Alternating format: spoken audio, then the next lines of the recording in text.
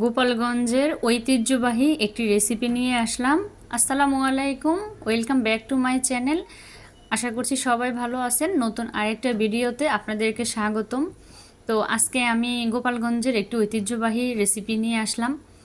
আশা করছি আপনাদের কাছে ভালো লাগবে। তো রেসিপিটার জন্য আজকে লাগবে ইলিশ মাছ আর লাউ পাতা। এখানে কচি লাউ পাতা লাগবে। আমি 6 পিস লাউ পাতা নিয়ে নিয়েছি। এটা কচি দেখে নেওয়ার চেষ্টা করবেন আপনারা। তো ইলিশ মাছটাও একদম ফ্রেশ তাজা। আর এখানে ইলিশ চিংড়ি দিয়েও আপনারা করতে পারেন। তো আজকে আমি ইলিশ মাছটা দিয়ে করব। অনেক দিন আমি যেহেতু ডায়েটে আছি, অনেক দিন পেট ভরে ভাত খাওয়া হয় না। তো আজকে ভাবলাম এই রেসিপিটা দিয়ে আমি পেট ভরে দুপুরের ভাত খাবো। তো এই রেসিপিটা দিয়ে গরম ভাত দুপুরে খুব ভালো জমে যাবে। তো এই রেসিপিটা হচ্ছে গোপালগঞ্জের একটি ট্রেডিশনাল খাবার বলতে পারেন, খুবই তাদের প্রিয়। তো এখানে রেসিপিটা করতে আমার এখানে লাগবে ইলিশ মাছ। তো আমার যতটুকু পরিমাণে ইলিশ মাছ লাগবে ততটুকু আমি নিয়ে নিয়েছিলাম। তো এখানে কিছুটা লবণ দিয়ে নিলাম আমি। যেহেতু গ্রামীণ স্বাদে আজকে আমি আপনাদেরকে এটা দেখাবো, এই জন্য আজকে পাটাই আমি রেসিপিটা আপনাদেরকে দেখাচ্ছি। তো এখানে কিছুটা লবণ, ধনিয়া গুঁড়া, হাফ চা চামচের মতন হলুদের গুঁড়া, আর হাফ চা চামচ হবে লাল মরিচের গুঁড়াটা নিয়েছি। আর এখানে আপনারা জিরার গুঁড়া অ্যাড করতে পারেন, কিন্তু ইলিশ মাছের ফ্লেভারের সাথে এই জিরাটা, আস্ত জিরাটা আমি বেটে দিয়েছি। তো ভাজা জিরার গুঁড়া দিব না। এখানে আমি আদা দেইনি, এখানে রসুন বাটা, জিরা বাটা আর পেঁয়াজ একসাথে আমি শিলপাটায় বেটে নিয়েছি। আর কিছুটা সরিষার তেল দিয়েছি। এই রান্নাটা খেতে যে অসাধারণ, আপনারা আমার রেসিপিটা বাসায় ট্রাই করে দেখবেন, খুবই মজাদার।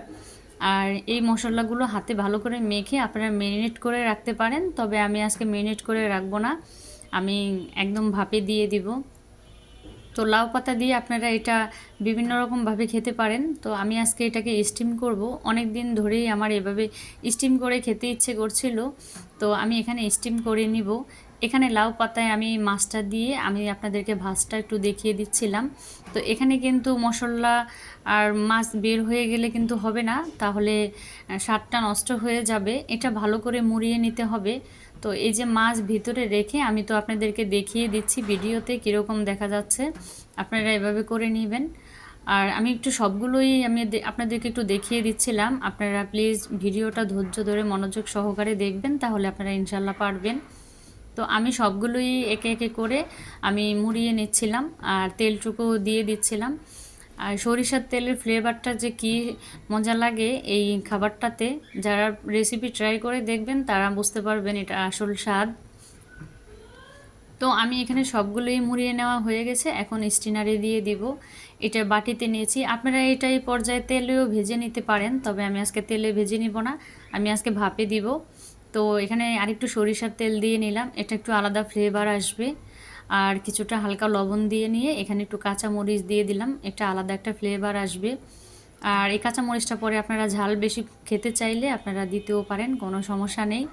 তো আমি যেহেতু একটু ঝাল খেতে চাই, এজন্য আমি আজকে দিয়ে নিলাম। আমি চুলার আঁচটা এখানে একটু দেখিয়ে দিচ্ছিলাম। আর এখানে পানিতে আমি একটি স্টিনার দিয়ে দিয়েছি, দিয়ে এখানে বাটিটা বসিয়ে দিয়ে ঢাকনা দিয়ে দিব। এটা আমি দিয়ে দিব 40 মিনিটের জন্য। 40 মিনিট পরে আবার ফিরে আসছি, সাথেই থাকবেন। তো এই যে আমি নিয়ে আসলাম। তো এখানে আমি মাছগুলো বের করে নিচ্ছিলাম, আর পাতাগুলোকে হাত দিয়ে একটু থেতলে দিলে হবে। আর এটাকে আপনারা শিলপাটায়ও বাটতে পারেন, তবে যেহেতু এটা সিদ্ধ হয়ে গেছে, এটা আমরা হাত দিয়ে একটু নিলেই হয়ে যাবে। তো এই যে আমি সম্পূর্ণ মাছগুলোকে বের করে নিচ্ছিলাম। আর এটা আপনারা একটু ভেজেও নিতে পারেন, তবে ভাজলে লাউ পাতাটা একটু একটু ক্রিস্পি হয়ে যায়, এজন্য আমি আজকে স্টিনারে দিয়ে একটু ভাপে করে নিলাম। এই রেসিপিটা আপনারা করে দেখবেন, খুবই মজাদার আর লোভনীয়। তো এই যে আমি একটু করে নিয়ে দেখিয়ে দিচ্ছিলাম আপনাদেরকে ফাইনাল লুকটা। তো এটা দুপুরে গরম ভাতের সাথে জমে যাবে। আর আর বাসায় এভাবে ট্রাই করে দেখবেন, খেতে খুবই মজা হয়েছে আলহামদুলিল্লাহ। দেখতে যেরকম খেতে ওরকম। তো আমার ভিডিওটা ভালো লাগলে আমার চ্যানেলটা সাবস্ক্রাইব করে দিবেন। দেখা হবে নতুন আরেকটা রেসিপিতে। সবাই ভালো থাকবেন।